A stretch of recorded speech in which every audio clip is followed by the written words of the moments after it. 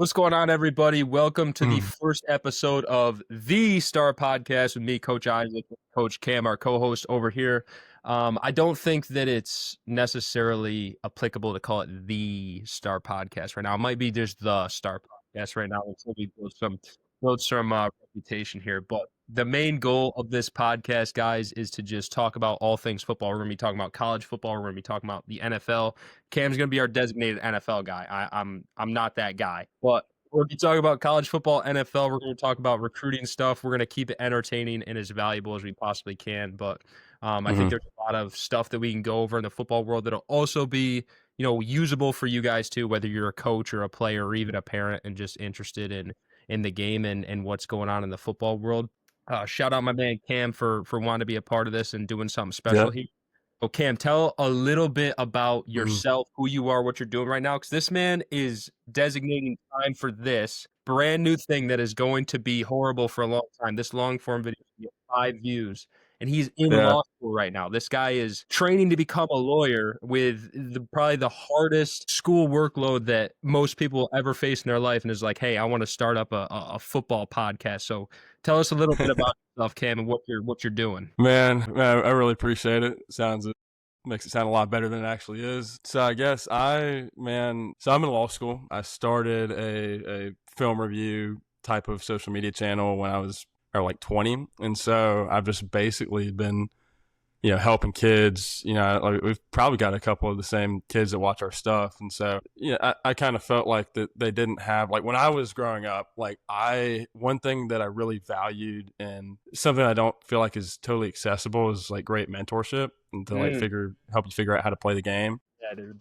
Like, I mean, I see so many like just in different communities where these guys just have terrible youth programs, and like it like translates to the middle school and high school level. And my particular field was film, just because I'm very analytical, and so I wasn't the most athletic, and so I gained a competitive advantage through my opponents by just really knowing the game and understanding it. And so I started that channel. I've been doing it for about 3 to 4 years consistently. And yeah, man, I think that it's just a game or a part of the game that, we don't really talk about a lot. And it's just super, super important. And I think it's a difference. It made a difference for me. And, going, D2 or D3 and D1. And it's just like those little things that separate you from being a great player. So that's what I'm doing. I'm in law school now. So I'm hoping to, help navigate this crazy NIL world that's dramatically shifted things, understanding everything that goes into that as far as contracts and, different type of agreements are concerned. But yeah, man. Crazy world. That's a deeper dive for a different show. But for everybody who doesn't know us, we both played Division One Yeah. FCS football. So we're not over here claiming to be shots, man. Look, we played FCS football. We're both linebackers. We both have a good understanding of the game. If Cam's anything like I was in college, man, I wanted to understand the whole game. That helped me better as a player. But so we don't have we have a good idea of what we're talking about. We're not the best here. We're not claiming to have all the answers in the world. We have some great insight. And I'd like to touch a little bit Yeah. about the mentorship aspect that you were brushing on, dude, because I remember when I was in high school, so I went to upstate New York, middle of nowhere, had 14 kids on my team. They played 8-man for a couple of years, just joined with another high school, and they're playing 11-man right now. So middle of nowhere, horrible spot to get recruited. Dude, I remember reaching out to kids, like DMing them on Instagram and being like, I don't even want to do this, but I have no other choice. And be like, how do I get 3 stars? Like, how do I get Yeah. rated? And I didn't realize at the time that first and foremost, that would probably be impossible for me. And secondly, like, it really doesn't matter. Like, that's not the right way to go about it, but like asking the wrong questions. And I think that it's such a valuable thing that people don't take advantage of, dude. Like, I get tons of DMs, but I answer every single one of them, at least on Instagram, just to be a resource. But I don't think still kids know how to ask the right questions, man. I'll be like, I'll get a DM being like, what's a good squat for a defensive lineman? And I'm like, what does that do for you? You know what I mean? Like, what is Exactly. that going to accomplish for you, dude? Because I promise there's kids with a 600-pound squat who will never step foot on a college football field. So I think that's important. I think that the young audience listening, man, like utilize your resources because you can ask questions these days. When Cam and I were coming up, like there wasn't a lot of attention in the space. I mean, social media wasn't a thing. This is very off topic and weird, dude, but I was thinking the other day, because I know kids have such a scrolling problem. And Yeah. I was like, yeah, I'm like, when I was growing up, dude, like we had social media, like we had Instagram and it was Vine Right. at the time. Like, I'm like, why is it like this thing just keeps trying to like suck me back in? Like, what is different here? And I'm like, dude, I remember when we used to have Instagram, bro, like you used to be able to catch up to your feed. So I Right. remember being so bored sometimes. I would sit there and I'd be scrolling it and I would catch up on my feed, and then I'd go back on Instagram and I'd like, I'm going over the same post. I'm like, shoot, I got to go find something else to do. And I don't know, it's so off topic, but like that is just how Mhm. much the world has changed in literally the last, 5, 6 years. And Right.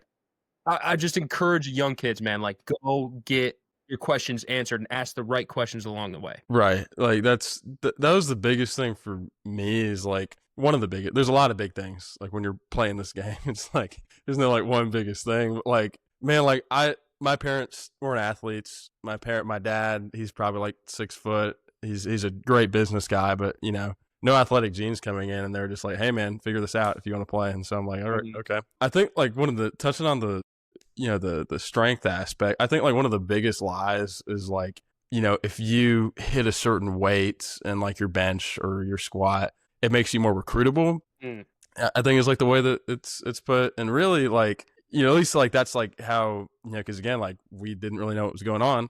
Like, man, I want to give myself a shot. I see that, there's a lot of strong players in the NFL or in college football. And so that means like if I'm strong, then like I guess that gives me a greater chance. And like it doesn't hurt. But I mean, at the end of the day, it just comes down to your film. That's like the biggest, like, what do you put on tape? That's it. Are you are you recruitable, academically? You don't even have to be super, super smart, but like, are you, and the thresholds change. But I think when we were in school, I think it was like a 2.7 GPA or 2.5 GPA or something like that. And then like a minimum SAT, ACT, which was like a 21 or like something really, that's probably too high, actually. It might have been like an 18. Right. But, Dude, I talk to coaches almost every day. I talked to a West Virginia assistant linebacker coach this morning. I talked to Michigan yesterday. I talked to West Virginia again yesterday, Ohio State yesterday, even Penn State yesterday. Dude, the amount of coaches I talk to and the amount of conversations I have never once been asked, what is this kid's bench press? What is right. this kid's squat? Outside of their film, their height, their weight, their measurables, and their GPA. Right. The only thing that is a legitimate measurable outside of going to camp and getting your combine numbers tested on campus, because you can't confirm that if you're going to a different campus. Like if you go camp at West Virginia and Penn State wants your numbers, you can't use your West Virginia numbers because there's no way to confirm that unless you actually go in front of the coaches. But track times, that's it. That's the only measurable that schools for skill positions, specifically quarterbacks, running backs, wide receivers, corners, safeties, is do they have a good 100-meter time? Do they have a good 60-meter time? Do they have a good 200-meter? Okay. So is that, I mean, I guess, do you see like a lot of kids that are in those skill positions that make it, into the higher levels? Like they're dual sport. They run track and they play football. Okay. Yeah, dude. And I mean, some schools are more consistent about their evaluation there. Like, for example, Syracuse. I'm hoping to get my man Coach Kelly on here for episode 2. But Syracuse, bro, they have like they have a legitimate thing in their recruiting that is like they're just looking track time. A school like Sac State, for example, like they'll be like, this kid runs a good track time, boom, I'm gonna give him an offer because they can create a better football player out of you. That's something to understand too, is like so many kids are like, dude, I'm a better football player than this kid. It's like the ability you have in high school doesn't necessarily mean that you're more recruitable. A recruitable kid is a kid who can be molded in a certain direction, but is raw in their athleticism, their strength, not their weight room strength, but their strength on the field. Like, does it correlate to the field? Their measurables, their GPA, all this stuff is moldable for these coaches. So it's like, what does this kid look like? Like if I'm putting this kid in a lab test, you go to a combine, they're not testing how good you are at football. They're testing your numbers. Like, are you a kid that can be molded? And that makes so much more of a difference than your actual playing ability. Now, if you have the raw skill and the strength and the speed, you have to be able to translate that to the field. Otherwise, you're just going to D1 for track. But that's something that a lot of kids don't take into account. Yeah, I found that we had going back to like the being able to translate strength. There were guys on our team. I mean, he was a defensive lineman, super dude. Like any, like just a, any player that I talk about, I have a tremendous amount of respect for that I've played with, not knocking anything, and, super dude, defensive tackle. And, I remember like, we were sitting in a position meeting. I was an outside linebacker that year. And so we were sitting in a position meeting, and this guy squats at least 600. He's probably 6'5", benches well over 400. Mhm. And, my position coach was like, this guy's really strong, but it doesn't ever really show up. Like, and those are like his words. And I was like, and we're just watching him like take on a double team, in like a 3 technique or something. And he's just, getting pile driven back. And I'm like, man, he squats more than both of those offensive linemen combined, and he's still getting driven back. And so I think it's more, I mean, like you said, I feel like it's just like so overstated. Like, yeah, you got to be able to use your strength, and kids are like, yeah, whatever. Like, I'll just go in here and like it's easy. Like it's the easy thing to do. Like, relatively speaking, like all off season to just live in the weight room, don't touch grass, like snort creatine, like do all the thing like that a gym junkie does, man. I mean, I did it a little bit, but like the more that you get out there, and there was a study. My trainer, he's awesome. He's in based out of Atlanta. Still talk to him to this day, but he found that kids that he did like an independent study that kids that did field work, I think 3 or 4 times a week, like basically every other day from lifting, he found like a huge percentage increase in one, that they actually got faster, and their 40 time improved, but 2, that just he felt like they were the kids that were like more likely to get college offers. And so like that showed up on film, they just played better. They were able to, because like once it's kind of like, like a good comparison is like if you got a car, and you get this souped up engine, like say you go from like a V6 to like a V8, like you put this souped up engine in it, twin turbos, everything, and you throw it inside of like a Fiat or something like that, like or Prius. Not knocking if you guys drive one of those things, no disrespect, but like like just a small car. But like when you do that, that field work, you're kind of enhancing that mind to muscle connection of like, okay, I'm getting stronger, and now like I'm understanding how like my body moves in space now, and how like my, because a lot of it's central nervous system based too, right? So like your central nervous system is being trained to move in a different way. And so that's like, I mean, yeah, that's like the biggest, but like that's how these guys make their money too, right? Like these trainers, the more time that you spend with them, in the gym, then that's the more money in their pocket. And it's just, Right. you just got to understand. I think a simple way to look at it is, and this definitely differs between positions. Obviously, it's going to be different with a defensive tackle versus a wide receiver. But like, if you were to Right. have lifting and field work, and you had to get rid of one of them, I think it's indisputable that you're getting rid of the gym. Right. Just because Exactly. it's like calisthenics. Like on the field, like you are learning how to master your body, and then you can actually do stuff that will prepare to put you in specific situations that you need to win in on the field. Like a bench press Right. is great, like, my offensive line and defense line, but at the end of the day, dude, if I'm not punching you like this, you know what I mean? Like, it's completely different. An offensive lineman setting his hands on a defensive tackle, like, does a bench press help their strike? Yes, but in exact replication, not at No. all. If you have a good split squat, is that fantastic? Yes. Could it Mm-hmm. help you run better routes? Yes, but can you have a very strong split squat and not be able to run a route effectively? Absolutely. So I Right. think it's very simple to look at it that way, and I think that kids don't stress it enough, and Yeah.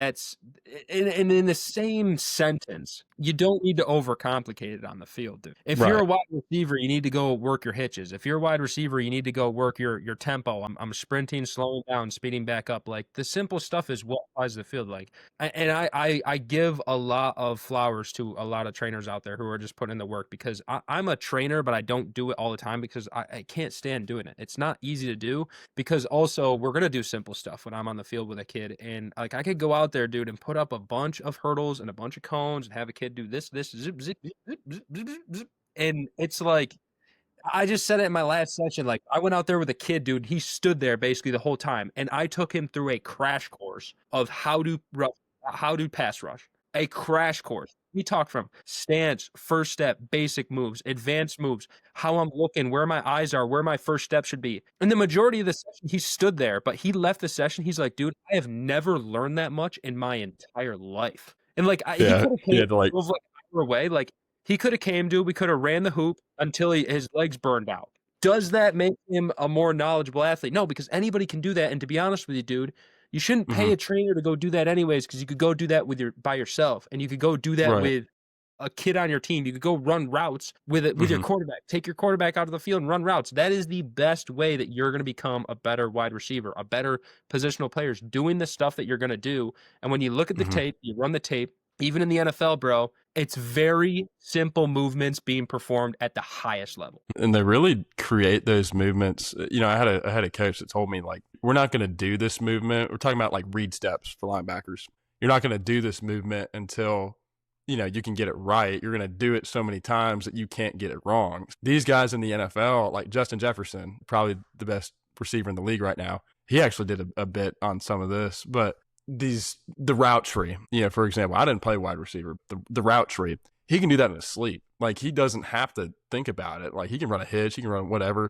Then it just becomes a game of like, you know, situational awareness of like when to do those things. But like, as far as like, you know, things like you're talking about, like pass rush and, you know, I feel like it's a lot easier to think about like in the interior, like in the box, you know, with offensive linemen and their steps for in the run game versus the pass game. And, you know, linebackers with their read steps and how they, you know, get to the football, the pass that you take. And I think it's just so critical. Like, I like to compartmentalize stuff. Like, okay, like if you're a defensive lineman, like what are like the components to your game that'll make you a better defensive lineman? You can start from the second the ball snapped till the end of the play. So like, okay, like if you're just new to this, we're just going to work on your first step.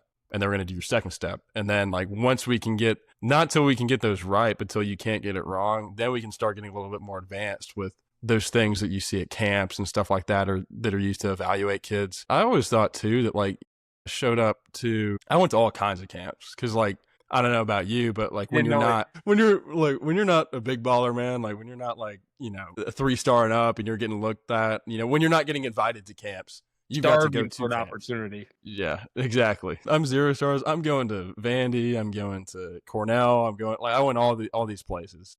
West Georgia had a lot of them. I went to like those satellite mega camps where there was like 1,000 coaches there. That's also like a ripoff, but that's for another story. You know, and I'd show up and they'd be like doing these crazy drills.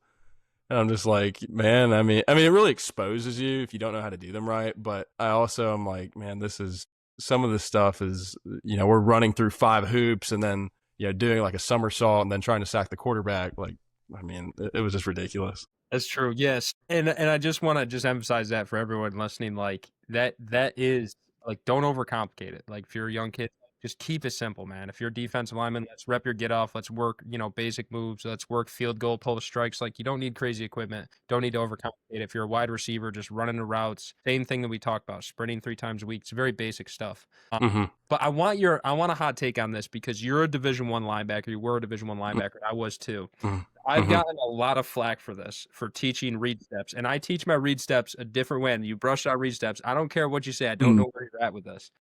What is your opinion on the read step as a linebacker? Is it necessary? And what do you think about that as a former Division I linebacker? I'll say this. I don't think there's one right way to do it, but I think there's an undoubtedly wrong way to do it, which is to bounce. So when you bounce, it's physics, okay? Like I went to a small school where they taught you how to do this. And like for those listening, like when I say bounce, I mean you literally like hop up in the air. You bounce. And so to like, I guess, see the play but when you bounce, you're in the air. And when you're in the air, you can't move. And it really increases the rate of what's called a false step because your body, it's just, I mean, I'm not a physicist. I don't really know, but all I know, when you bounce, you false step every time. And it's so hard not to. And that's just, you know, it's a game of inches. And so when you're not able, like those are inches that mean the world of difference between taking the correct path. I really think you're just making it harder on yourself. Read step. Yeah. This is what people are going to say in the comments. They're going to say, well, false step's actually faster. And it's like, I understand where you're coming from, but you're being undisciplined. And right. And Yeah. it might be faster, like, if you're like, in my opinion, I don't think the traditional read step, the creep and gather 1, 2 is the Mm-hmm. best way to do it by any means. What I Right. learned from my last linebacker coach, which I love, Mm-hmm. dude. I took this to the bank Mm-hmm. and I take it to the bank every day. Is if my Mm-hmm. feet are staggered, I take 1 step forward with my inside foot towards my gap and Right. I hold there. That's Now I'm in a yeah. split stance, right? Because if Yeah. I have to pivot back to the hook for Yeah. a pass, I just open this hip and this foot's already in the ground. It's super effective. And if I have to Yeah. get downhill, I lean Yeah. forward, take a step with this. I'm right downhill right now. It creates patience in young high school linebackers, bro. They think and I was this way. They need to go. Your A gap is right there. Your hook is 4 Right. yards behind you. Chill. Yeah. You've Chill. got more time than you think you have. I promise you. It's and if you're aligned, dude, that's another. So like, I mean, this is just going all over the place, but like your depth as a linebacker, like when you start the play, it should always like you can tell like if you're playing, you can tell if you're going to play an undisciplined team or a bad team based by how closely aligned their inside linebackers are. Because if you're like some guys will line them up like 3 yards, and so like that doesn't sound like it might be hard to visualize that, but 3 yards from the line of scrimmage is really close. And so you're really not giving your guys enough time to take that step and then read, diagnose the play, process what you have to do, and execute it. And so, but exactly like the elimination of like, that's like one thing that like, if there's a linebacker listening, which I'm sure there is that can improve your game dramatically and make you look like a more polished, mature linebacker ready for the second level, is a guy that doesn't false step, because that's the first thing they look at. So like if you false step, they know, I mean, like you better be a dude, like you better be good if you're false stepping and making tackles. Like a guy like Justin Flo, like he false step all the time, but like it didn't matter because he was so twitched good. up, dude. He's twitched up, and like that's where there's argument about like, oh, it's not bad to false step. These guys you're talking about are twitched up, dude. These guys are running 4.4s. Of course, it doesn't matter if they false step. Right. They're gonna beat Jimmy, who's running a 5 flat 40 every time. Like they can do 2 steps false, go backwards 2 steps, and then go forward and beat him to the spot. It's like, what are we talking about here? I had to brush on that. That drives me nuts. It's like I'm a heretic for in the false or a read step. It's like, dude, what are we talking about here? Dude, I make content on it and I get blasted for it. I'm like, if you can get from point A to point B more efficiently, why wouldn't you do that? Like why? Like there's no argument for why you wouldn't. Okay, like if you're like you're not good at, like some guys like straight up, and I would tell them, you're not good enough to do that. Okay, like you need to do it the right way to and if things change, things change. But I wasn't good enough, so I'm not saying that I did it the right way. But it goes back to keeping things simple, right? Like, let's keep it how it is. Like, if you are young and then you do that, you do the single split stance, you're going to be put in a powerful position. It's going to give you time to actually read, because you don't want to be, I'm not taking a read step. I think it's pass. And then I go back and think it's run away. It's actually pass. Now I've wasted so much time there. And vice versa. I think pass is run. And then I think it's, you know what I mean? Like, you don't want to waste time. I think that's a great way to do it. Sorry for what do you think's there. What do you think's the biggest, like, I feel like we've all got like a memory of like one of these things happening, but like the worst coaching tip that that you were given, whether like it was in high school or college or whatever, like maybe like one of these guys that you've been talking to, or working with. So I actually and I don't necessarily know, and the only reason I can really speak on this because I did do a lot of edge rushing. I work with a lot of defensive linemen. I get blasted for coaching linebackers, but like defensive linemen, like I'm probably more knowledgeable there, and I coach D linemen all the time. But like there's a coach, a college football coach, D1 FBS coach, talking to his defensive linemen, telling them to strike with their hands up, like. Like it's your thumb, right? 'Cause your power comes from right here on your hand, not from here. And this is a great way to break your wrist. Is if I get punched and I curl down. You have no leverage. Right. And so he's telling them to punch like this. And so I think that was the stupidest thing. There's constantly in my own career, dude. I don't know if you experienced the same thing. I don't even know if I could point to a drill that this was in. But like it was a drill that we would do because I played at Fort College. I played all over the place. Like there was always a drill that we would do semi-often, maybe once, twice a week, maybe even every day. And it was the stupidest drill I could ever, like, it doesn't have anything to do, but you could never get it right. Like, it was so Right. hard to get right. And I'm Yeah. trying to think exactly what drill I'm even talking about here. We would always do something stupid with the one mans that you got to go in and then you got to go up. And it wasn't the way you would normally think about doing it. Cause I do agree with that, like in then up. Yeah. But like we would do it like you would like pop your feet and like go laterally and it'd be like a 5-man sled and like you'd have to go in and Yeah. up and it would never go up because you have no leverage when you're just popping your feet. Right. It was something like that, and like that would absolutely drive me nuts, dude. Because I'm like I'm a guy who I want to get it right. You know what I mean? Like I want to get it right, and every time it's not just me; it's every guy after me too, failing Right. to do it. And it's like, coach, Yeah. lock in here. Let's find a new drill to do because this is Yeah. evidently not working. Dude, I have the worst. I still struggle with this a little bit, but like people pleasing tendencies. Mm-hmm. And so like that was the worst. It's like the worst environment for coaching because like you're doing this stupid drill and like I really want to make my coach happy, right? I'm going to lock in and do it right. And even though I know it's dumb at the same time, you know, I'm smart enough to realize that. And I'm just like, it's the worst environment ever. But yeah, the worst place for a defensive lineman, I mean, like you just remember like all these sayings, is to be in the air. You know, so like when you pop your feet, you know, it's not for long, but you're in the air. And then, you know, that's when you get decleated. You know, we had this one drill. Well, okay, so it was like a form of like the Oklahoma drill, but you had a trash can, right? So like picture, like you probably had a trash can like 10 yards back. And one guy started with the football and the goal was to put the football in the trash can. You had a defender in front of you. And so you had to go like basketball. Yeah, like basketball. Like you had to like dunk it in the trash can. And like there's probably like 4 of us going at a time, but I'm just like, you know, I mean, it was fun, but like, you know, I don't know if it was like super like applicable. Dude, you know what the worst part about a drill like that is, dude? Is like losing and like getting scorned for losing, knowing that it has nothing to do with your ability as a player. And it's like, exactly. You're like, yeah. Your coach is like, come on, man. You're like, dude, what are you talking about right now? I remember doing stuff like that all the time. Like, I remember like it would be like so stupid. Like it would even be like I don't even know. And maybe it was just coaches just wanting me to be better. I don't even know. But I remember doing the stupidest stuff, like completely out of my position, like literally like being like a wide receiver. I'm a linebacker. I'm doing a wide receiver cornerback 1-on-1 and you lose the rep. Like, dude, come on, bro. It's like, what are you talking about here, man? Like, did you talk any trash? Was that your game? I was no? so bad, dude. And this was before I was saved, and now it's all Jesus over football. And I don't think like I had an XFL tryout, bro, and I was always in the back of my mind, and I'm like, dude, I don't know if I could go back and play football. But my last season of football, when I played at the D2 school Assumption, I refrained from talking trash, dude. One, it made me better because I was actually able to get the call because I found myself sometimes talking so much trash that I wouldn't get the call. Like you'd be after the play talking trash and they're doing hurry up offense. You're like, what's call?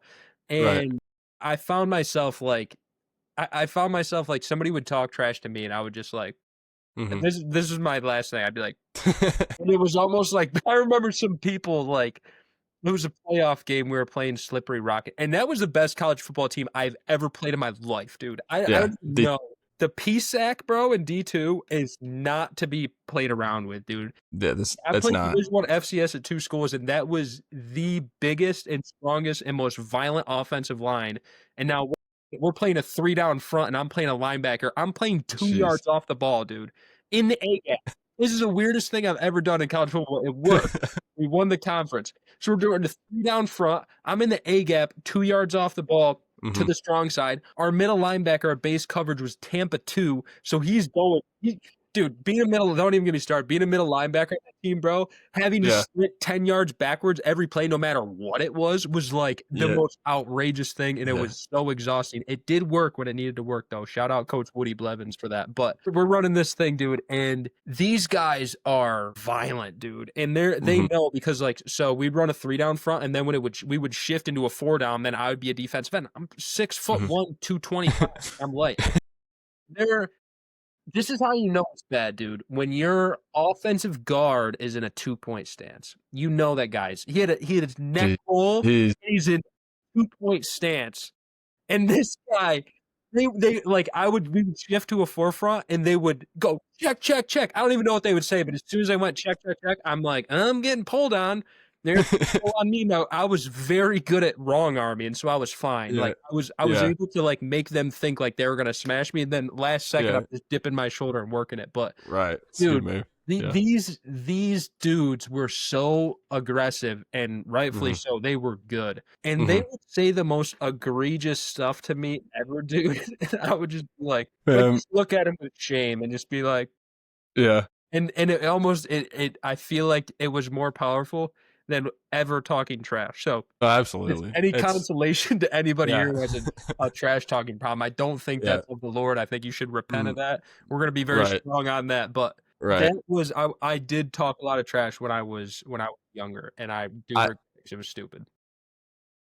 think, and I grew up a Christian, so I was in a good environment, but I don't think I really took it serious until I got probably into college. But I did have a coach one time. He was like, there was somebody that I didn't do it, but we were in practice and somebody cussed out somebody, like, something happened. And he was like, he pulled us in and he was like, guys, if you can't, we're asking you to do a lot of stuff and to control, parts of your body and move in space. We're asking you to do a lot of stuff. If you cannot control your tongue, like, what can you control? That's like the easiest thing to control. And so, like, once he said it like that, I was like, I understand this now, and it's not just like about football. It's like, cause it's easy, like, emotions are flowing, and the Bible talks about it, it's a little bit gruesome how it talks about it, but like, if it's the verse that talks about, like, if your hand is causing you to sin, cut it off, because it's better to be, without an arm than to sin. And so, I probably, I wasn't perfect, so I probably did say some things I shouldn't have, but like, by and large, I was like, I probably heard that 15 years ago, and it's still just like, like, if you can't control your tongue, what can you control? So, that's, it's important. I think less of you, because ultimately, like, at the end of the day, especially like with your team, like, you're there to to make each other better, and to lift each other up, and iron sharpens iron, all those things. You just don't want to get into the habit of belittling people. You can call me soft or what, I don't really care, but like, I think that it's not what you're called to do as a teammate, as a leader, especially if you're a captain on your team. Set a good example, because people watch. I watch the guys that were above me, and people, especially like in the heat of battle, like when a game's going on, like the guy that looks composed, like a stone cold killer. That's the guy that I'm worried about. I'm not worried about the guy that's running his mouth. Sure. Like, that guy's, not a priority. To build off that, dude. So I'm from literally like the whitest town in America, like small, like they're all white for the most part. Mm-hmm. So I have no, and I'm not saying anything. I was just saying I was not cultured whatsoever. I grew up in a farm town, like small, middle of nowhere, upstate New York. Mm-hmm. So I end up taking a preferred walk on to Wagner College in Staten Island, New York. It's right outside. It's considered New York City. So I'm going from there to there, and I'm pumped about it. I'm excited, dude. Because I'd go to camps. That would be my only time I would get cultured when I was at camps. I would always make friends with everybody. It'd be a great time. Mm-hmm. Well, I'm a freshman down there, and I remember one of the first practices, dude. So it was the starting fullback and then the starting middle linebacker, and I'm a linebacker, so I'm riding with the linebackers. And I'm like, it's like the first padded practice, bro. And the fullback coach, like, they're just messing around with each other. Now, like you were saying, like, I played on 2 losing FCS teams, and Albany pulled it together when I left. But like, when you're playing a losing team, bro, like, these guys don't care whatsoever. It's so selfish. It's like, you're just to the point where you're like, dude, we're not going to win the league. Like, I'm just trying to go to the NFL. I don't care about you. Mm-hmm. Yeah.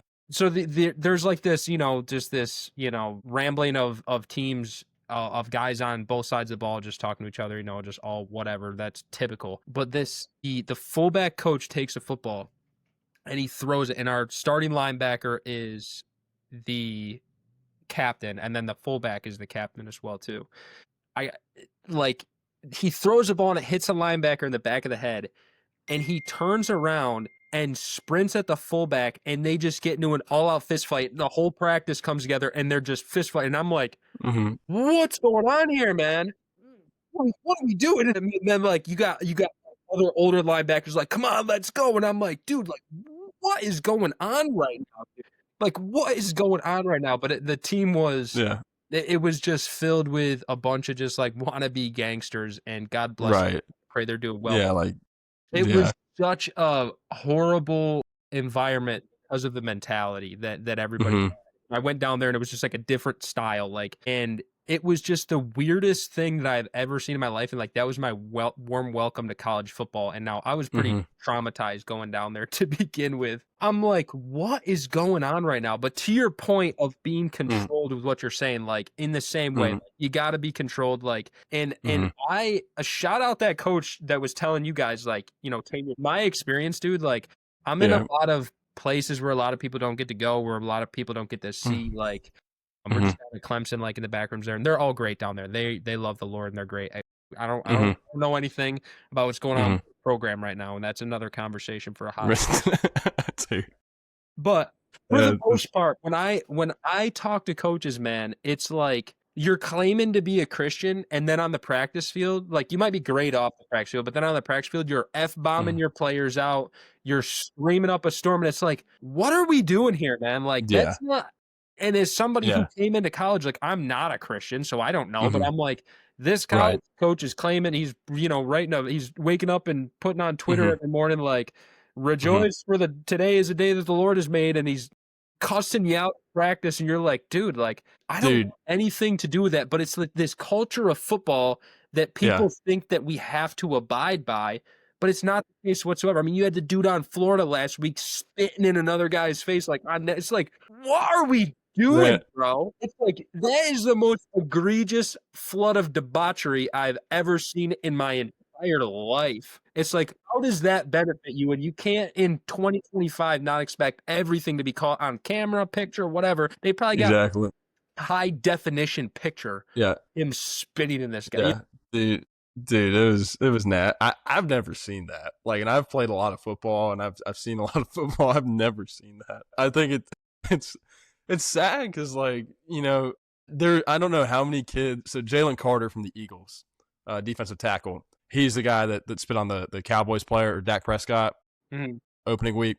And then right after that, Florida's player spit on, I forget who they were playing. But I was like, people watch these guys. Like, there's Yeah, dude. every kid it would be hard for me to think otherwise, but I would say most kids are trying to emulate Jalen Carter's game, and they look up to him in all aspects, and they're just like, oh, like, that's so tough. Like, he spit on the guy. Like, what, that's gangster or whatever. I don't Dude, know. It's just the what wrong gets me, stuff to bro, be. is like Yeah. somebody to score a touchdown and be like this. Yeah. Like, what are you doing, bro? Like, you were playing a silly game of football. Like, I love football. Mm-hmm. Football is my life, my business. But it's like, Mm-hmm. dude, what are we Yeah. doing? Like, what are we Yeah. doing? And then a lot of these people are claiming to be Christians, and then they're doing Mm-hmm. these things. It's like, guys, like Yeah. you have to be a Christian on the football field too. You don't get to pick Right. and choose when you're a Christian, when you're not. You don't get to go to Yeah. Bible study on Thursday and be Yeah. cussing out the defensive lineman across from you on Wednesday. Yeah. Tell him you're gonna kill him. Yeah. It's like, whoa. Yeah. Dude, true story. So this is like when I was pretty much done playing football. I tore my meniscus. And Mhm. so I was like, man, like, I just, God was kind of making it clear that he had other things for my life. And so that's fine. So I had surgery with probably about like 3 weeks left of the season.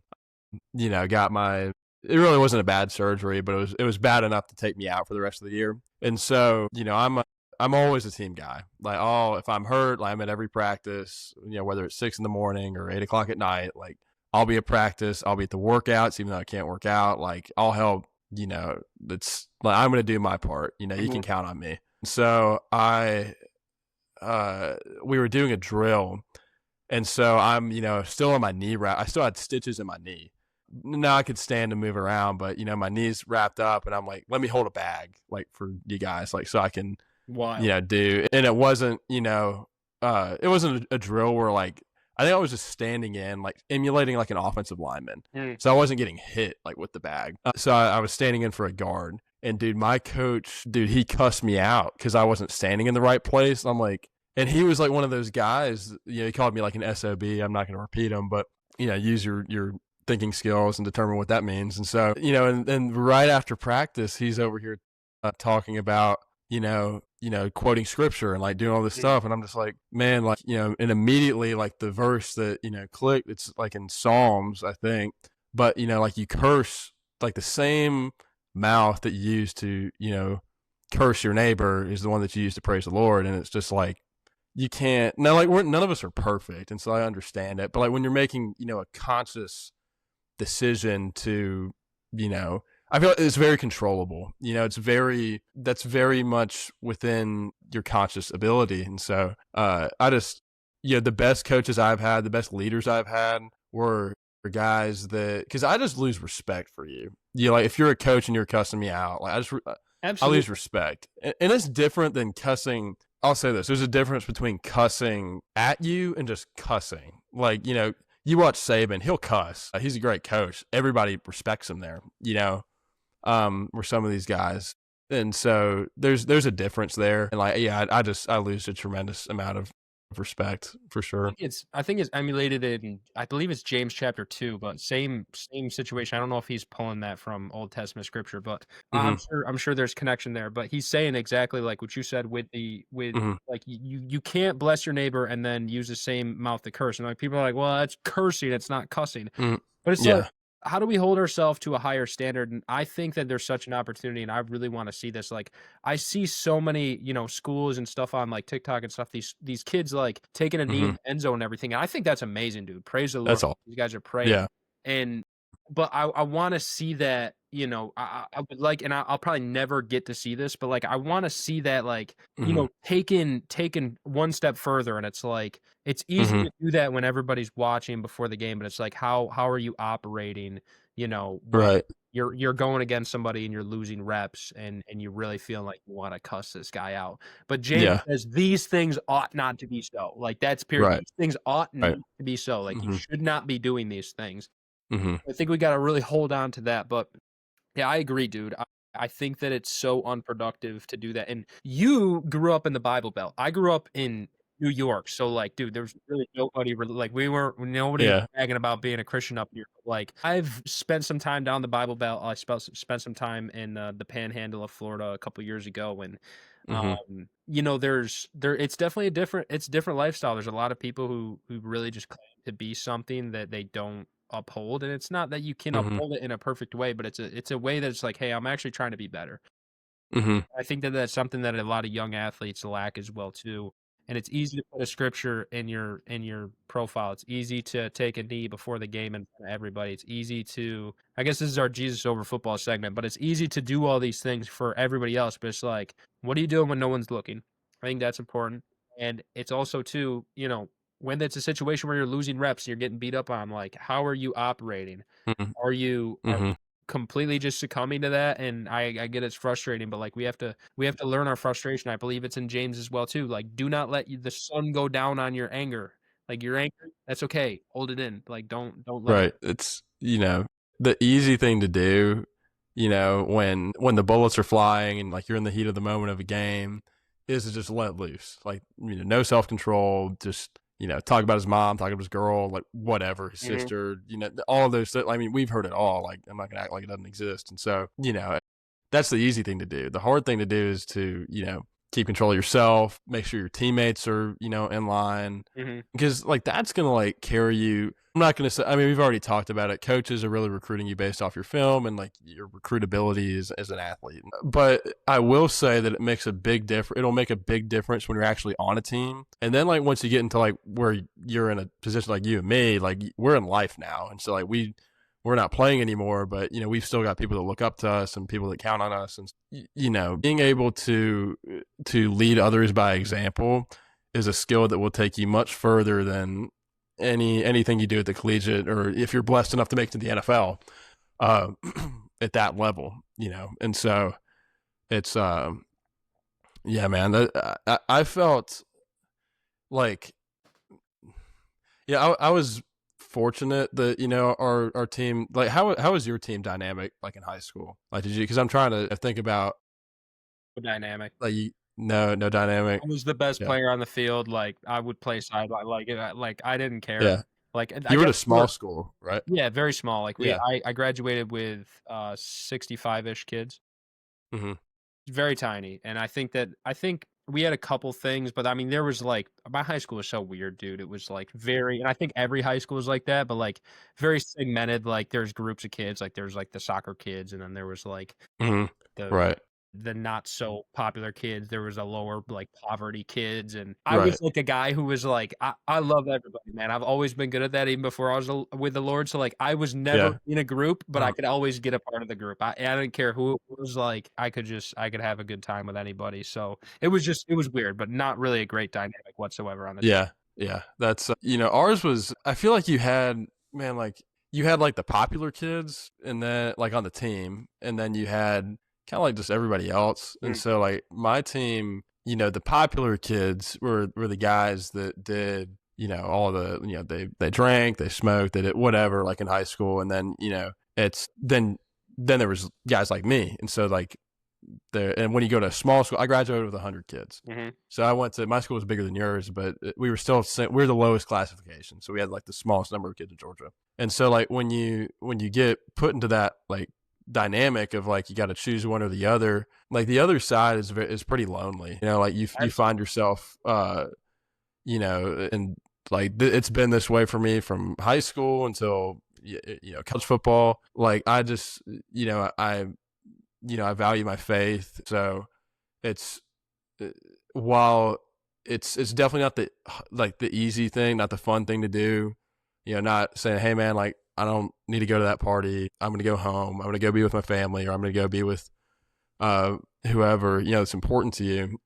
And then you see everybody else having a great time. You're like, Lord, like why can't I just live like that? Right. Like that looks like so much more fun. Yeah. And pretty soon, like you'll blink and you'll be 25. I just turned 25 a week ago, or you're around the same age, and you'll have been like, man, like I was so stupid for thinking that like that was like what life was about, and like that was what I should have been living. Like and it won't make sense to you until you get older. Like that's the hard thing about it. You just got to keep doing the right thing. True. And I And think too, like when it yeah, comes to everything, like even mm-hmm. like social media, like I do social media, like I don't post rap songs with swear words in it. I don't, and I used to listen to all that stuff, bro. I was worse, drinking, Oh smoking, yeah, I was doing it. dude, And, Lil Yachty, yeah, all that stuff. so like this is how this podcast is going. Like the watch time is great, great, great, great, and all of a sudden we start talking about Jesus and it starts falling off. I already go post like a bunch of worldly stuff, bunch of entertainment stuff. If we were to do this podcast and just swear it up and talk about Mm-hmm. everything that Oh just yeah, debauchery, it would do better, right? Because there's more right, people on the other side. But you right. come to realize that and I'm young, you know what I mean? I'm 25. People watching this are probably like, dude, you're an old head, but like so young. And you really don't have a ton of wisdom, but the wisdom I do have is that there's no substance on the other side, right? Like I've Right. done everything. Like I tell all my kids I work with this, like I've done it, dude. You name it, I've done it. And I don't have Mm, any shame in saying that because I mm, take pride in the cross. I take pride in the sacrifice that Jesus made for me. I do. I boast in the cross. And mhm, I can say that I've been on the other side. I've done that stuff. I've gone to some of the best parties, done some of the craziest things, but there's no substance in it, and it will constantly leave you looking for the next thing and chasing the next thing. And that's why I came to Christ, is because I reached a point where I'm like exhausted, like spiritually, like I'm like, mhm. I'm out of breath. I can't Yeah. chase this thing anymore, man. Like I can't Right. Yeah. thing, and it left me depressed and anxious and Mhm, full of negativity. And I'm like, dude, there's got to be something more. And I had a lot of people die in the process of that, and understanding like, mhm. oh, this life is crazy, dude. This life's crazy. Right. And Yeah. coming to the faith and saying, I just surrender. And that was where the substance wasn't doing the right thing. There's so much more substance in that, dude. I could be making more money, more sales, have more followers, this, that, if I just Mhm. compromised. Oh yeah. But I Live. used to, man, and I Yeah. believe that the Lord will bless that, and I think that that is necessary, dude. And I want to tell you guys listening, like, dude, we're gonna preach it on here. So if you ain't interested, you might as well just unsubscribe right now. You're good. We're gonna preach it. We're gonna talk about football. We got hot takes coming up here in a second, man. But we are gonna preach it, Mhm, man. Because look, mhm, hey, this podcast is gone. My social media is gone. Cam's social media is gone. mhm. Cam's license, Yep. his amazing accomplishment to become a lawyer, gone. And guess what? You're gonna have to Mhm. answer. I'm gonna have to answer. And if we don't have a good advocate with the Lord, then it's Mhm. not going to go well for us. So Mhm. I'm a big believer, and I just had a conversation with a kid who's, you know, a junior right now, just picked up some big offers, and he's coming up, and he's around kids who are not doing the right thing all the time, dude. And I'm like, look, like you can get away with not doing the right thing for a long time. One, you can do that. Two, you make one stupid mistake, and you're probably making 40 stupid mistakes, and you just get caught doing one. It could ruin your entire career. But three, it's like if you believe there's a God in heaven, like he sits on the throne room of your soul. He knows what you're doing. He knows Right. exactly what you're doing, and you're Right. not gonna get away with it. There's no getting away with anything you're doing, and I think that that is what builds true character over time, and it might not benefit you on the field, but it will benefit your soul of being like, "Hey, there's Yeah. nobody in my house right now. I could choose to make this dumb decision, but I'm gonna choose to make a good decision because I do believe that there's somebody watching, that I am accountable. Right. I might not be Yeah. accountable to somebody physically looking where I'm gonna get punished, but I think it Yeah. makes all the difference, man. I think that everything is a series of small decisions, and for the young guys watching, dude, like, Mhm. don't be an idiot. Like, be a man. Yeah. Grow up and Yeah. be a man. Especially after all the Right. crazy stuff that happened the last week of this world. Like, dude, be a man, bro. Like, be a Yeah. man. Like, you know Mhm. better. You know all Mhm. the stupid stories of people doing stupid stuff. Be Mhm. a man. Like, be a man. Take Right. pride in that. Don't be a little boy. I Yeah. told the kid last time. Don't Yeah. be a little boy going around with all the little boys. I was a little boy in high school. I was doing whatever I wanted. My brother was in college. I was going up and partying with him. It was Oh, horrible. yeah. Little boy. And yeah, I had to pay a price for that. You know what I mean? And Yeah. it's just so Yeah. important, dude. Yeah. Do you feel like for me, because I've definitely made my share of mistakes as well. I've done most bad things that you could think of, but like, do you feel like you have like a heightened like level of, I guess, awareness? Is that the right word, or appreciation for, like, are you seeing the fruits of that now, or is it still hard to see? What do you mean by fruits of what? Like the fruits of, like, Repent. doing, the Bible says that, like, you can't serve both man and God. Yeah, You yeah. got to see one or the other. And so, yeah, I feel like, because I'm trying to, speak to, these kids, especially like that are going on the same road that we went on, of like playing college football and being in that environment. It's it's very, very easy to just fall into that, just because it's like everybody's doing it. And so, yeah, like for me, like, even like there's a lot of days where it's like, some people call it like the fear of missing out, or, like, man, like it'd be so much better if I went and, lived it up, or, did whatever. But I also like want to speak to like how, like, I am, like, even at 25, and I still don't know half as much as I'm going to about the Right. world, like I am seeing those fruits develop, and like I'm able to appreciate it. Whereas, in the moment when you're growing up, you feel like you're just being a buzzkill, like you're not. Yeah. I think the biggest part of that is the understanding of, I mean, the main questions that Christianity answers are, where do we come from? Why are we here? And where are we going? And Hmm. once you have all those answered, where do we come from? God created us all fearfully and wonderfully. We all are known by God, created by God. So that's an amazing thing to know. Once you know that, you say, I have value, and it's not of the value that I think I have, it's of the value that God has given me. And I don't have my identities in what he says about me, not what I think about myself, not what Cam thinks about me, not what the world thinks about me. Because I promise, you want to go to the NFL, like, that's great, dude. Go play a bad game in the NFL. Go Hmm. look at your comment section, bro.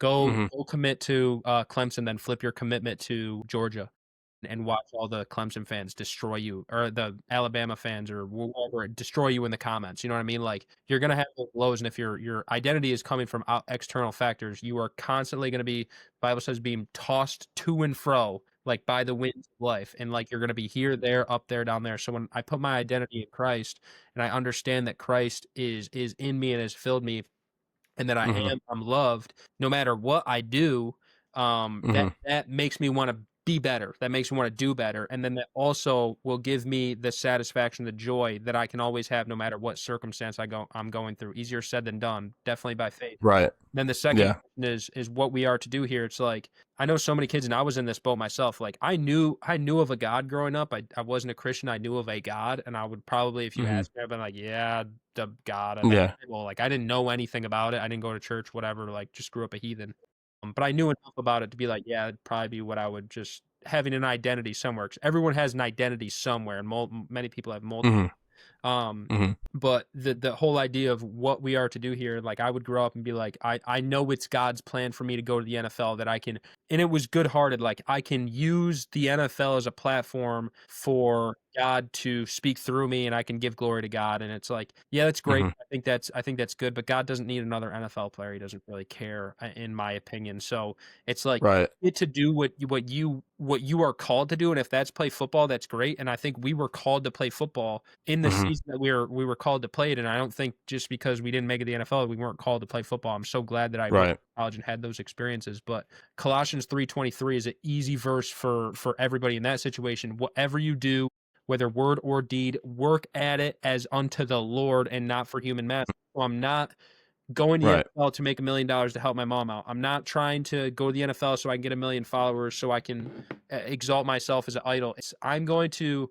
I love football. I feel like God called me to play football. I'm going to do it to the highest ability that I possibly can. I'm going to do it to the best of my ability, and I'm going to make those small decisions, those smart decisions while I'm playing to glorify Him. But the whole process is I'm a living sacrifice to glorify God. Like people are going to say, "Dude, why do you Yeah. work so hard? Why do you stay after practice? Why do you come early? Why are you in the Mm-hmm. gym 7 days a week? Why are you on the field 3 days a week? Why are you busting your butt at this?" And you'd be like, man, because I believe Mm-hmm. that this is my purpose and I want to glorify God in that. And that's fantastic and that's awesome. But that could also be being a janitor. That could also be being a school teacher. Just because you're not making $1 million doesn't mean you're not walking in God's purpose for you. And then the last thing is, where are we going? And that is all rooted in the cross. That's all rooted in the sacrifice, the gospel of Jesus Christ.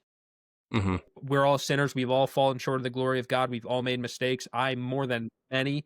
And even if you think you're a good person, you think you're a perfect person, I promise if the Lord was nitpicking you right now, He could nitpick out a lot of things, because the Lord is holy. Quite a lot. He is perfect. Yeah. Even a little lie to Him is like big stain. So no good. So when we put our faith into Him, then, kind of Mm-hmm. the summation of all three of those questions. But in short, yes, I do receive the fruits of that. And honestly, it's not an easy walk. And Christ never said it was going to be easy walk. He said it was actually going to be very hard. There's going to be a lot of suffering. But in the Right. midst of the suffering and the craziness going on in the world right now, I'm like, dude, I got a savior, man. I know that what I do here is fickle. It's Mm-hmm. finite. It's not going to be forever. And I can do my best to try to build something that's greater than I. But even if Mm-hmm. if 5-star football, even if the Star podcast becomes the greatest thing in the world, like I could go get in a car Mm-hmm. accident and lights out, and then it all Yeah. falls apart. And then it's like, you're not going to answer for the business that you built. You're going to answer for what you did inside your business that was actually for the kingdom of heaven. And I think that's the main goal and the main purpose. And I promise, there is nothing that compares to the love of Jesus Christ, spending time in His presence, learning the Word. And the more you learn the word, dude, you're like, wow, this is literally the Yeah. playbook of life. Like all my football players Mm-hmm. out there trying to study your playbook, like Yeah. Holy Bible is the playbook of life. Like you read in the book of Revelation, everything on the news headlines is coming right out of there right now. So it's like, oh my gosh, this place just got bombed. And it's like, oh my gosh, it actually said that right there in the Bible. I'm not too surprised. Right. This has happened. In the last days, people are going to be lovers of themselves. There's going to be Mm-hmm. an increase of lawlessness. Like it's not hard to see. Mm-hmm. So Right.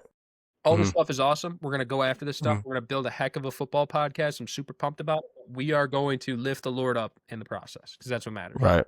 Right. That is, and I think that somewhere in the last part of what you said, like nothing compares. Like I promise, like nothing compares, man. Like it's, because it's all fleeting, like you said. And so like the tackles, I mean, to be honest, I remember weird things about like when I played like the scores of some games, but as I get older, like I will probably be able to remember those less and less. And so, the tackles you made, the offers you got, I don't remember. I had like 12 or 15 offers. Like I don't remember what they were. I don't remember how those conversations went down. Like, and you'll have to answer eventually. And it's the most fulfilling, zero regrets about living for Him. And yeah. Yeah, I go down this rabbit hole all day, but I think also a good way to look at it is like, look at Tom Brady, man, one of the best players to ever do Mm-hmm. in the NFL, played for a Mm-hmm. long time, had a ton of people, and like now he's out of the NFL, and sure, people still care about him, but like they Mm-hmm. don't, they really don't. They're onto the next thing, and it's like, wow, Yeah. good job, man. Like you really did it up, man. Like, and he was it. Gave his life to the Lord and was preaching the gospel, and everyone hated him, and now people love him. They're like, oh my God, this Mm-hmm. guy's awesome. You know what I mean? Like, Yeah. better would it be to be Tim Tebow than Tom Brady, because he's actually going after the Lord. You know what I mean? Yeah. Building something substantial. Right. Man, I met Tim Tebow once. And he came to our school. And I like got like this special pass to be able to like shake his hand and stuff, take a picture with him.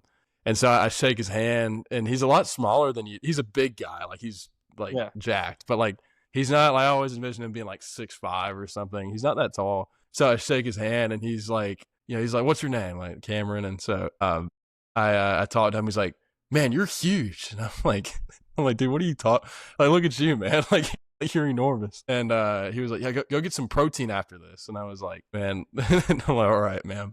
But he's awesome. He did a great job of his Gators are not doing too hot anymore, but Dude, he played in the B League of the MLB in my home city of Binghamton, New York, like the B. really, Yeah, when he dude, went on his baseball kick, bro, he was playing like yeah, minor league, like 30 minutes down the road. So watching him there was super cool. And it was like there's like a couple dude, people in the crowd, but I mean, like that was very random, yeah. very cool. I read his book on him trying to play baseball, and I think I remember reading that. Like I because it was like recent, wasn't it? It wasn't that long ago. Yeah, it wasn't that long Yeah, ago. It was probably like yeah, 2019 or something. yeah, Crazy. yeah. I remember that. Yeah. All right, before we wrap this up, let's do some hot takes, man. So All right, I'm gonna hot do some takes. hot takes. I want to start with college football hot takes. So Okay. what is your biggest college football hot take right now? And if it's too much on the spot, I go first.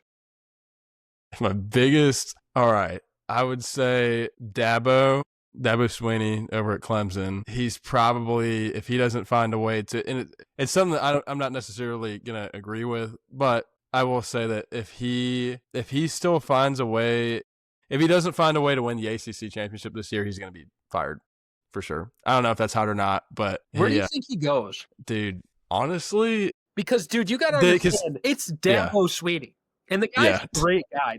Yeah. I hate how they're doing so bad, bro, because I've been to some college football programs, bro, and they are big faith-based program, and they live it out. Dabo lives it out. Coach Matt Luke, great, lives it out. Yeah. I think Dabo is one of the best coaches, like one of the best coaches in the game. Like he coaches, he builds players, he builds men. I love him. I think, okay, so I'm actually going to the Georgia game this weekend, Georgia-Bama game. If Kalen DeBoer over at Bama, if he loses, we'll call it 3 games. If it's a second season where Alabama is sitting at home for the SEC championship game, he's going to be out. And that's probably where I think that's likely. And then I think it's likely that Dabo would leave and go to Alabama because he played at Alabama back in for a long time too. Yeah, he did. He played on the same team with Nick Saban actually back in the day, like way back in the day. Those guys are ancient, but that's a hot take, bro. That's crazy. I can see that. I think that's the only program I could actually see him going to, but I don't think you can pass that up at Alabama, especially the way that they've been going down there. What do you think as somebody who watched a lot of film and who watched a lot of games, what do you think that Clemson's biggest struggle is? Clemson's biggest struggle? Because I have a kid who's really high up on Clemson. They're really high up on him. I talk to them all the time. Right. And I ask him, I'm like, what are you hearing from the staff? Like, what are you hearing other than I'm sorry? Because I'm like, what are we doing to solve this? Because, dude, there are dogs on that team, bro. They're a great team of players. Right. Like, they got Peter Woods, who is projected to be the first overall pick of the 2026 NFL draft. It's like, they have. I mean, they're loaded. They've had great recruiting classes. I think they play, man. Like we're running into an issue here. Like this is like across the board. But back when they had Brent Venables, they played this very chaotic style of defense where it was a lot of zone pressure, meaning like you're sending at least 4, probably 5, and you got Isaiah Simmons. Yeah, they're going to play people in different positions that are going to confuse you to generate negative plays and generate turnovers. And so right now they're not doing that. I think they're playing. I mean, guys are like, whether it's man or it's zone or whether they're playing like a combo coverage or bracketing people, like no one's in the right place. It's just poor execution across the board. I don't think that it's like in their offensive play calling is a whole nother issue, but I think that the transfer portal has caused some confusion and consistency with offense and defense, the schematics of it. And they're really just not generating explosive plays. And that's like that's the simplest way I can explain it. And there's like a whole we can break down the play and be like, this was a shot play that they drew up and this is why it didn't work, or like defensive assignments. They're awful at open field tackling. They're horrible at open field tackling. Mm-hmm. That's another problem. Like when if a guy catches it out of the backfield or if he catches it underneath, they're probably going to miss the first tackle. And then that generates 5 yards. You do 5 yards over X amount of plays in the game. They're outgaining them and they're outplaying them. Yeah. So I don't see a I see a lack of unity when it comes to the team, and if I'm Dabo, like, and I have nothing bad to say about him. I think he's probably one no, of the best coaches in college I football. love Dabo. And seeing him in person a couple weeks ago was just phenomenal. Hmm. Stand up program, everything about that program is stand up. Hmm. But I would be pouring into those guys like, dude, we are a good football team. Like I've seen him at a Hmm. press conferences. Maybe it's taken it out of context. Him being like, we Hmm. suck. Like you, but it's like, good grief, man. Like the player, I wouldn't want to see my head coach saying that. I would want to say, hey, we're going to turn this thing around because I mean, just like faith, man, like building up Hmm. is everything. Building up is everything. And I would love to see them Right. turn it around.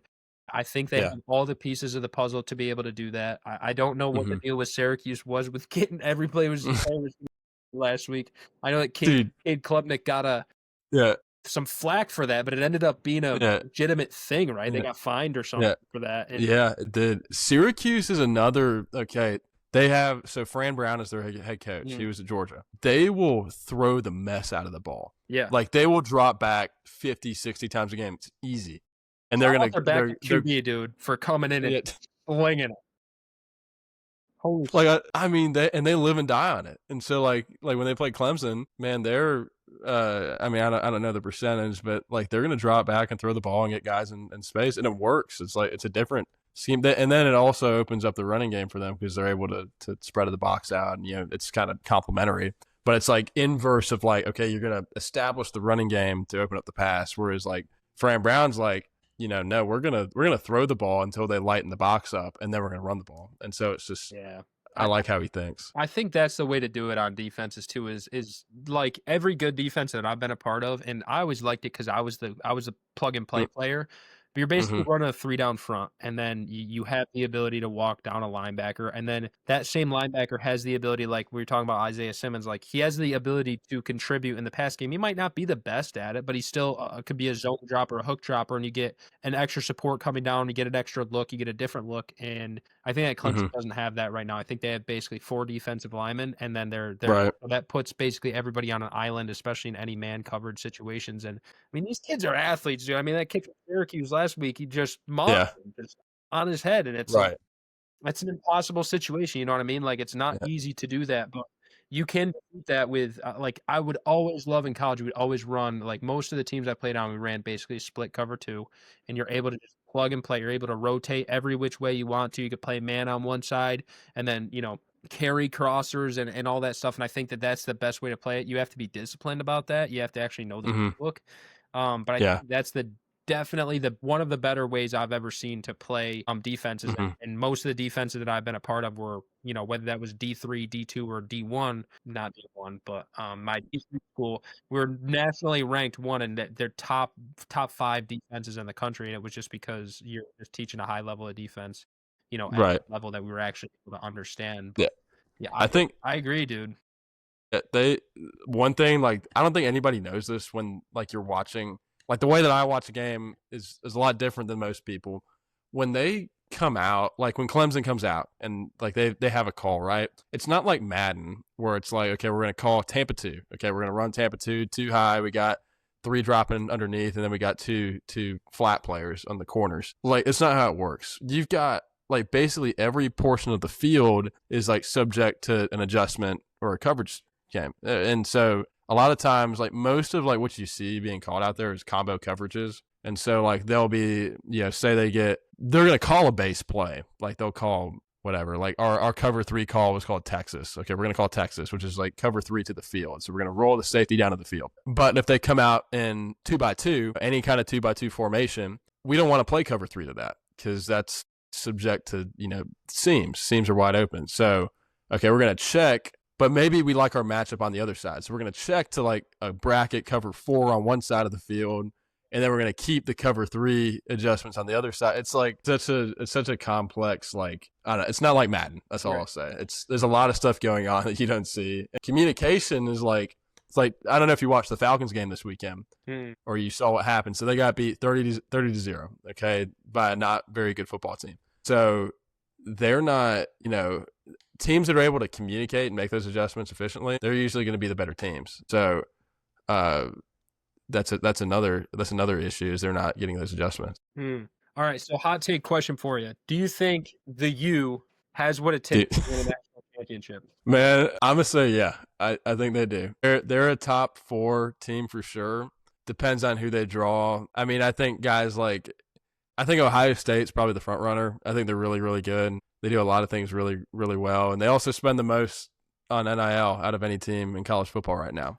But right behind them is Miami, and so Miami spends north of $20 million a year on NIL, and so they've paid a lot of good players, guys like Carson Beck, and they've got several good receivers, and they play great defense, and so I think they can run the ball. They love their Cristobal. He actually coached with Saban for a little bit, so Mario Cristobal, their head coach.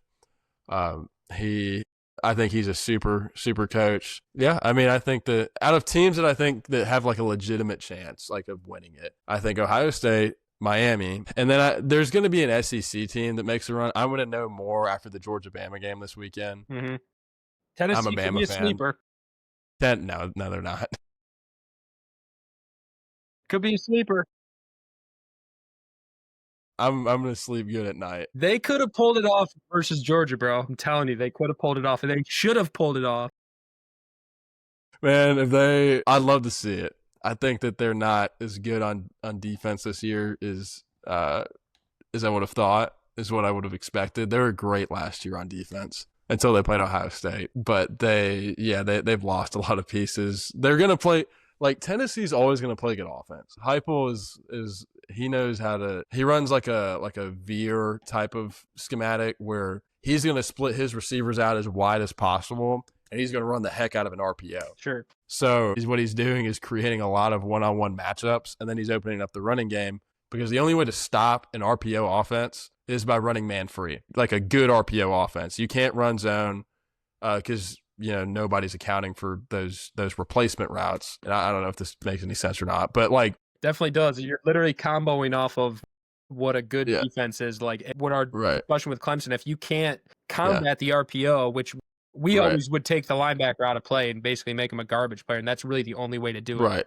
To combat those quick slants and those quick the quick game passes. But yeah, no, keep going. That's exactly so just so you understand, like people that are listening that understand this, like when you run the RPO, what you're effectively doing is trying to take the linebackers out of play. You want them to commit to the run game. And so a replacement route is like, say you're going to run power right, okay? RPO power. And so you're going to pull the backside guard. So what that does is it pulls the backside linebacker flowing to the pulling guard. Well, since that guy's out of position, now we're going to run a receiver right behind him because he's out of alignment. We're just going to throw it to the receiver. So like that's effectively what they do, and that's the only way that you can stop like a team that can play good man free. So like you can't play a linebacker on the receiver, so that means you have to play a defensive back because they're in the pass game, and you just got to bank on your linebacker stopping the run if they choose to hand it off. But the teams that are athletic enough to play a lot of man free, the NFL does it a lot too. But to play man free and win one-on-one matchups, they're going to be the better defense most of the time. Ohio State's great at it. They've got a lot of fast players, a lot of capable players. Texas is pretty good at it, believe it or not. And then Oregon's all right. Georgia's always going to play great defense. That's like Kirby Smart's thing. He's gonna win those one-on-one matchups most of the time. So I'm gonna share this. I'm gonna share this for the people listening. So basically, can you see this? Yeah. What Cam's talking about. All right, so we have a 2x2 set over here, 2x2, and then the running back is strong. So this linebacker has to split out to respect this split right here. So in this situation, this linebacker, you'll probably have two linebackers here. It'll probably be basically a middle line and like a nickel over here covering the side. Basically, in this situation, the RPO is you're going to want to take this running back. You have the option to run the ball here. So run, pass option, RPO. So I have the option to run the ball here. Could just run a quick outside zone. Yeah. A lot of times, too, that'll create a good cutback lane. So this linebacker is really the one who's in the RPO conflict right now because he's supposed to either have a B gap and sometimes maybe even an A gap if this guy's playing strong on the front here. So if this quarterback, he's going to be keen right here. His eyes are going to be right on this linebacker. So he has the opportunity to either hand this ball off and they could just hit a classic outside zone here, which is fine. They're in a good spot to do this. especially if this receiver can get this cutoff here, or just completely box him out. But what they're going to want to do, and a good defense is going to want to do, is they're going to want to take this linebacker out of the run fit. So instead of having an inside gap here, I'm going to check down. I'm going to make this linebacker play over here. I'm going to make this guy play in the box or play off the edge and then drive this defensive end in. And then what I want to do over here is I'm basically just playing this route. If I don't account for that and I get this wide zone right here, this linebacker has to flow. And then this wide receiver can just sit back here and just dunk it. It's an easy, 5 yards. And obviously 5 yards are what win football games over and over and over again. Right. You got to take him exactly. out and you got to let him play this guy first and then fit in the run later. Right. Just for you guys to understand kind of what he's talking about.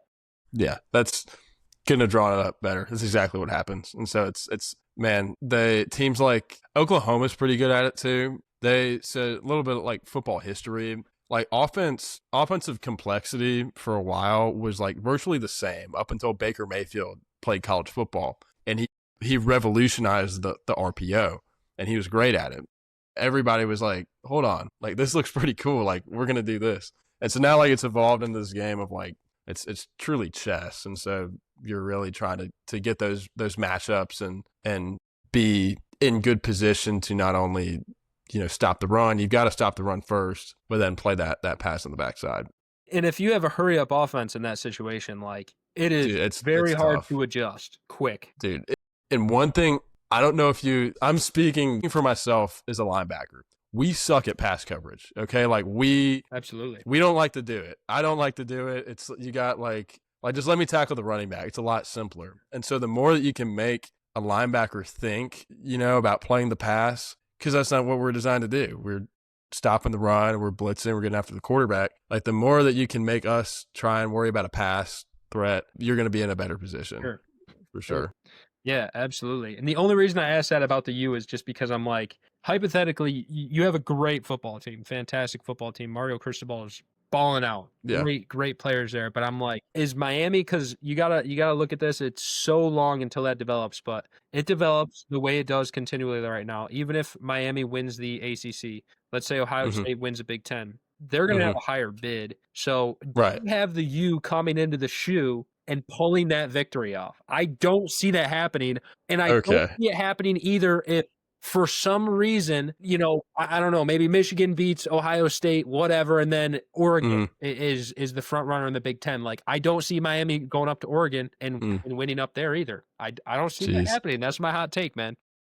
When you put it in that perspective, it does sound a little bit harder. They could be 3-4-2. I don't know. I would love to see that, but I just don't think it happens. Yeah, if I think Penn State's going to beat Oregon this weekend.